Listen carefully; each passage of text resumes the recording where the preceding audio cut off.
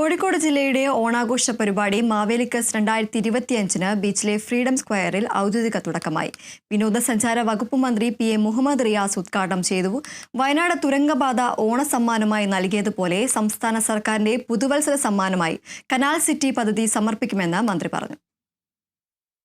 നമ്മുടെ സംസ്ഥാനത്ത് ആലോചിക്കുമ്പോൾ മലബാറിലെ പ്രധാനപ്പെട്ട കേന്ദ്രമായ കോഴിക്കോടും വളരെ വിപുലമായി സംഘടിപ്പിക്കണമെന്നാണ് നിശ്ചയിച്ചത്.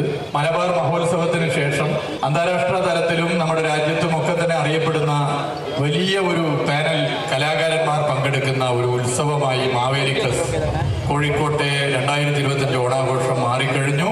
അതിന് പിന്തുണ നൽകിയ നിങ്ങളെല്ലാവരും പ്രത്യേകം നന്ദി പറയാൻ ഈ വേള ഉപയോഗപ്പെടുത്താൻ വേണ്ടി ആഗ്രഹിക്കുകയാണ്.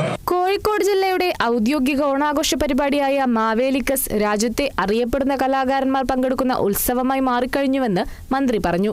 വനംവകുപ്പ് മന്ത്രി എ കെ ശശീന്ദ്രൻ മുഖ്യാതിഥിയായി. MLA മാർ, ജില്ലാ കളക്ടർ, മറ്റ് ജനപ്രതിനിധികൾ, ഉദ്യോഗസ്ഥർ തുടങ്ങിയവർ സന്നിഹിതരായിരുന്നു. 1 മുതൽ 7 വരെ ജില്ലയിലെ വിവിധ ഭാഗങ്ങളിലെ 9 വേദികളിലായാണ് പരിപാടികൾ നടക്കുന്നത്.